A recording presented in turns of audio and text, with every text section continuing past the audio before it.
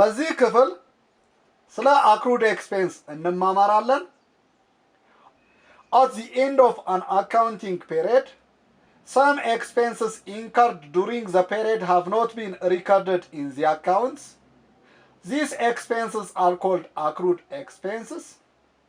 Accrued expense, also called outstanding expense, unpaid expense, or expense payable, is an expense which relates to the accounting period but has not been paid for. Accrued expense በተለያዩ ስሞች ሊጠራ ይችላል። outstanding expense, unpaid expense እና expense payable የaccrued expense የተለያዩ መጠሪያዎች ሆነው ሊያገለግሉ ይችላሉ።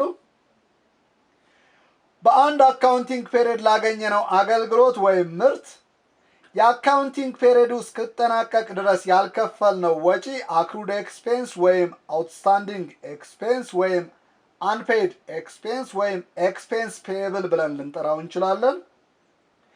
እዚህ definition ላይ have not been recorded in the accounts የሚል ቃል እናገኛለን።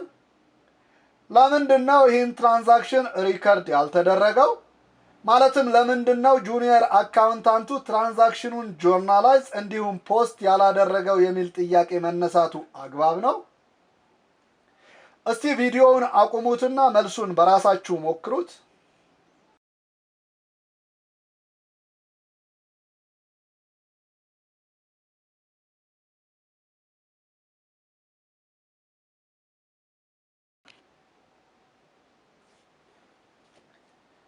በጣም ጥሩ። አንድ ጁኒየር አካውንታንት የሆነን ትራንዛክሽን ሪከርድ ለማድረግ ማስረጃ ወይም ኤቪደንስ ይፈልጋል። ብዙውን ጊዜ ለማስረጃነት የሚጠቀመው የክፍያ መጠየቅ ወይም ኢንቮይስ ነው። ድርጅቱ የክፍያ መጠየቅ ሲቀበል አካውንታንቱ ያ የክፍያ መጠየቅ የተቀበለበትን ዕዳ አካውንት ፔብል ብሎ ይመዘግበዋል። accrued expense ብለን የምንጠራቸው ክፍያዎች ክፈሉኝ የሚል ኢንቮይስ ያልተቀበልንባቸው ዕዳዎች ናቸው። ስለዚህ አካውንታንቱ እነዚህን ወጪዎች ሳይመዘግባቸው የሚቀረው እንደ ማስረጃ የሚያገለግለውን ኢንቮይስ ስላልተቀበለ ሊሆን ይችላል። accrued expense ብለን የምንጠራቸው እንደነ interest expense, wage expense, tax expense, utility expense የመሳሰሉት ናቸው። እነዚህ ኤክስፔንሶች በአብዛኛው ሪፖርት የምንሰራለት ወር አልቆ የሚቀጥለው ወር የመጀመሪያዎቹ ቀኖች ላይ የሚከፈሉ ስለሆኑ ሳይመዘገቡ ሊቀሩ ይችላሉ። accrued expense እንዴት አጀስት ይደረጋል የሚለውን በምሳሌ በማስደገፍ እንመልከት። አሁንም ከዚህ በፊት ስንሰራበት የነበረውን የአቤም ጋራጅ የመስከረም ወር ትራንዛክሽን እንደ ምሳሌ እንጠቀም። Assume the senior accountant figure out that BR 6,500 income tax for the month of September is not yet recorded. መስከረም 30 ላይ ያልተመዘገበ 6500 ብር የገቢ ግብር እንዳለ ሲኒየር አካውንታንቱ ተረድቷል ነው የሚለው። እስቲ ይህን አሰምሽን እንዴት አጀስትመንት እንደሚሰራለት እንመልከት። ያለነው መስከረም 30 ላይ ነው። ከመስከረም 30 በፊት የሆነውንና ከመስከረም 30 በኋላ መሆን የሚጠበቅበትን ለያይተን ለማሳየት እንሞክር። assume ይህ ጊዜን የሚገልጽልን ቀጥታ መስመር ነው። አጀስትመንት እየሰራን ያለነው መስከረም 30 ላይ ነው። ከመስከረም 30 በፊት የሆነውን እና በኋላ የሚሆነውን በተናጠል ለማሳየት እንድንችል አንድ ቨርቲካል ላይን እንሳል። በቅድሚያ ከመስከረም 30 በፊት የሆነውን ሁነት እንመልከት። expense is incurred ጋራጁ በመስከረም ወር ስራዎችን ሲሰራ ነበር ወይም ትራንዛክሽኖች ሲፈጽም ነበር። ስራዎች ሰርቷል ወይም ትራንዛክሽኖች ፈጽሟል ማለት በዛ ወር ማግኘት ያለበትን ኢኮኖሚክ ቤኔፊት አግኝቷል ማለት ነው። ጋራጁ ኢኮኖሚክ ቤኔፊት ሲያገኝ ላገኘው ኢኮኖሚክ ቤኔፊት ኢንካም ታክስ መክፈል እንዳለበት ይታወቃል። ስለዚህ ኤክስፔንስ መመዝገብ ይኖርበታል ማለት ነው። ያ ማለት ኤክስፔንስ ሃዝ ቱ ቢ ሪኮግናይዝድ። ከመስከረም 30 በኋላ መሆን ስለሚጠበቅበትን ሁነት ደግሞ ቀጥለን እንመልከት። የመስከረም ወር የታክስ ክፍያ አልተከፈለም፣ ማለትም ፔመንት ሃዝ ኖት ቢን ሜድ። ነገር ግን የመክፈል ግዴታ አለበት። ዘ ካምፓኒ ሃዝ ቱ ፔይ። መከፈል ያለበት ነገር ግን ያልተከፈለ ነገር ዕዳ ወይም ላያቢሊቲ ብለን እንጠራዋለን። ስለዚህ ላያቢሊቲ ሪኮግናይዝ መደረግ ይኖርበታል። አሁን ከዚህ ገለጻ የትኞቹ አካውንቶች አፌክት እንደተደረጉ በግልጽ መመልከት እንችላለን። በስተግራ በኩል ካለው ሁነት ኤክስፔንስ እንዲሁም በስተቀኝ በኩል ካለው ሁነት ላያቢሊቲ አፌክት እንደተደረጉ እንመለከታለን።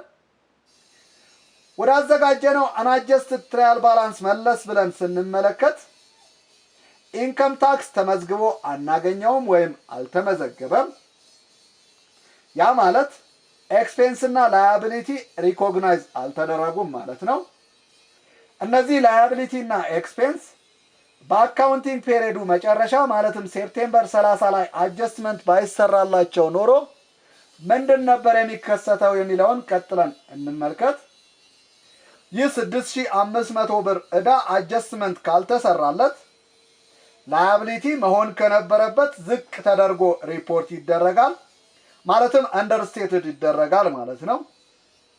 ላያቢሊቲ አንደርስቴትድ ተደረገ ማለት በተዘዋዋሪ ኦነርስ ኤኩዊቲ መሆን ከነበረበት በላይ ተደርጎ ይመዘገባል፣ ማለትም ኦነርስ ኤኩዊቲ ኦቨርስቴትድ ይደረጋል።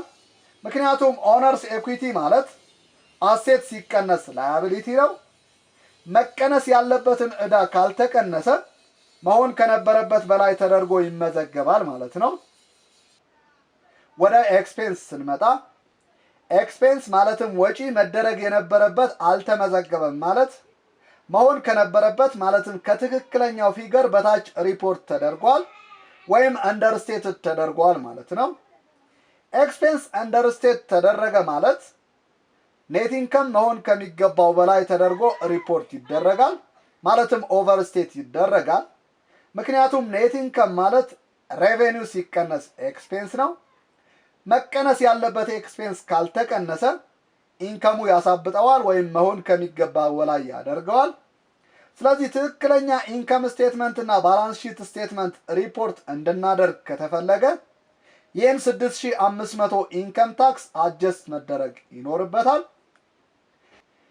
አጀስትመንቱ የምንሰራበት 2 ሮዎች እና 5 ኮለሞች ያሉት ጆርናል ከመሳል እንጀምር። የዚህ ጆርናል ታይትል አጀስትመንት ፎር አክሩድ ታክስ ልንለው እንችላለን።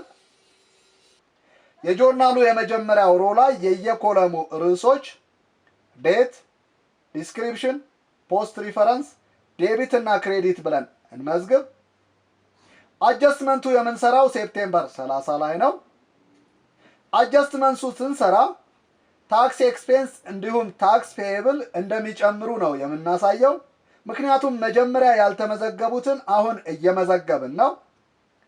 ኤክስፔንስ ሲጨምር ዴቢት ነው የምናደርገው።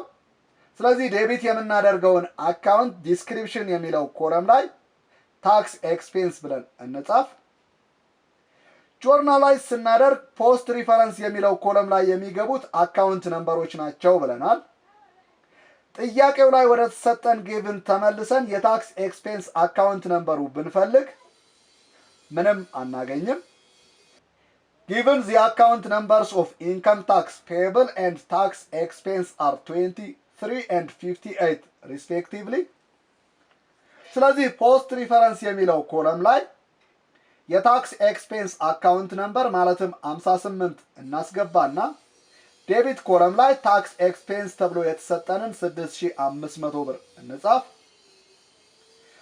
ታክስ ኢንከም ፔየብል ላያቢሊቲ ነው። ላያቢሊቲ ሲጨምር ደግሞ ክሬዲት ነው የምናደርገው።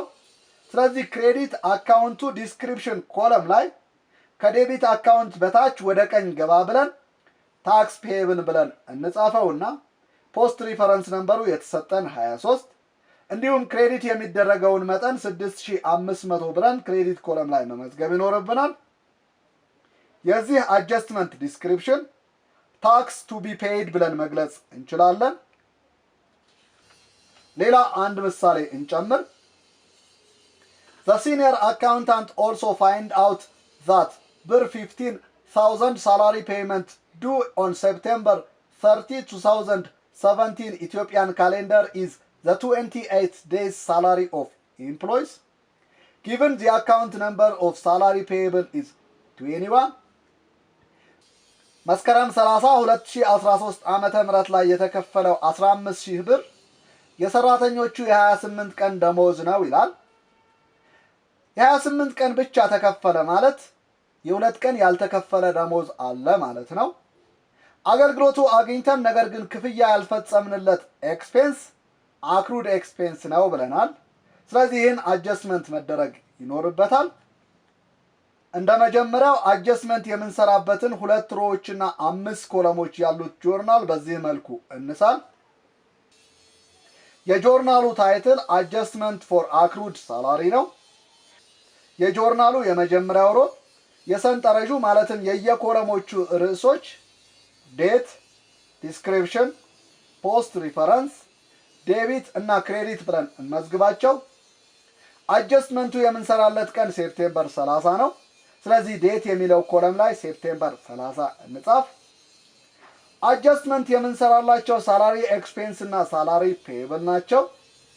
ኤክስፔንስ ሲጨምር ዴቢት ነው የምናደርገው። ስለዚህ ዴቢት የምናደርገው አካውንት ዲስክሪፕሽን የሚለው ኮለም ላይ ሳላሪ ኤክስፔንስ ብለን እንጻፈው። የትራንዛክሽኖቹ የተሰጠን ጊቭን ላይ የሳላሪ ኤክስፔንስ አካውንት ነምበሩ 51 እንደሆነ ተገልጾልናል። ስለዚህ ፖስት ሪፈረንስ የሚለው ኮለም ላይ ከሳላሪ ኤክስፔንስ ትይዩ ይህን የተሰጠንን አካውንት ነምበር 51 ብለን እንመዝግበው። ገራጁ ለ28 ቀን 15,000 ብር ደሞዝ ከከፈለ በቀን የሚከፍለው ምን ያህል ነው የሚለውን ማግኘት በጣም ቀላል ነው። ማድረግ የሚጠበቅብን 15,000 ለ28 ማካፈል ነው። 15,000 ሲካፈል ለ28 የሚሰጠን 535.7 ብር ነው። ያልከፈለው የሁለት ቀን ደሞዝ ነው። 535.7 ሲባዛ በ2 የሚሰጠን 1071.4 ብር ነው። ስለዚህ ዴቢት የምናደርገው መጠን ዴቢት ኮለም ላይ 1071.4 ብለን መመዝገብ ይኖርብናል። ሳላሪ ፔብል ላያቢሊቲ ነው። ላያቢሊቲ ሲጨምር ክሬዲት ነው የምናደርገው። ስለዚህ ክሬዲት የምናደርገውን አካውንት ሳላሪ ኤክስፔንስ ከሚለው ዴቢት አካውንት በታች ወደ ቀኝ ገባ ብለን ሳላሪ ፔብል ብለን እንጽፍና የተሰጠንን አካውንት ነምበር ፖስት ሪፈረንስ የሚለው ኮለም ላይ 21 ብለን እንመዘግባለን። ያልተከፈለ ማለትም ሳላሪ ፔብል ክሬዲት ኮለም ላይ 1071.4 ብር ብለን መመዝገብ ይኖርብናል። የዚህ አጀስትመንት ዲስክሪፕሽን አንፔይድ ሳላሪ ኦፍ ሴፕቴምበር ብለን ልንገልጸው እንችላለን። እነዚህ ሁለቱ አጀስትመንቶች ባይሰሩ ኖሮ ኢንከም ስቴትመንት እና ባላንስ ሺት ስቴትመንት በምን ያክል ሚስ ስቴት እንደሚደረጉ በቀላሉ ማወቅ እንችላለን። ኦቨርስቴትድ ወይም አንደርስቴትድ የሚደረገውን መጠን በሰንጠረዥ ለመግለጽ 2 ኮለሞችና 3 ሮዎች ያሉት የዚህ አይነት ሰንጠረዥ እንሳል። የሰንጠረዡ የመጀመሪያው ኮለም ላይ ሚስ ስቴት የሚደረገው ፋይናንሻል ስቴትመንት ስለምንገልጽበት ፋይናንሻል ስቴትመንት ብለን እንጻፈው። ሁለተኛው ኮለም ደግሞ አማውንት ሚስ ስቴትድ እንበለው። ከኢንከም ስቴትመንት እንጀምር። የታክስ ኤክስፔንስ አጀስትመንት ላይ ኤክስፔንስ ጨምሯል። ነገር ግን ሬቬኒው በሚመለከት ምንም አይነት ለውጥ አላደረግንም። በተመሳሳይ የሳላሪ ኤክስፔንስ አጀስትመንት ላይ ሳላሪ ኤክስፔንስ ጨምሯል። አሁንም ሬቬኒውን በሚመለከት ምንም አይነት ለውጥ አልተደረገም። ስለዚህ ማለት የምንችለው ሬቬኒው ኢዝ ኮሬክትሊ ስቴትድ ነው። ምክንያቱም ምንም አይነት ጭማሪ ወይም ቅናሽ አልተደረገበትም ወይም አልተቀየረም። አማውንት ሚስ ስቴትድ የሚለው ኮለም ላይ ምንም የምናስገባው ቁጥር ስለሌለ ኤክስ ኤክስ ብለን መግለጽ እንችላለን። በሁለቱም አጀስትመንቶች ላይ ኤክስፔንስ ጨምሯል። ይህም ማለት መነሻ ላይ ኤክስፔንስ አንደርስቴትድ ተደርጓል፣ ማለትም መሆን ካለበት በታች ተደርጎ ተመዝግቦ ነበር ማለት ነው። አንደርስቴት የተደረገው በተጨመሩት ኤክስፔንሶች ድምር ነው።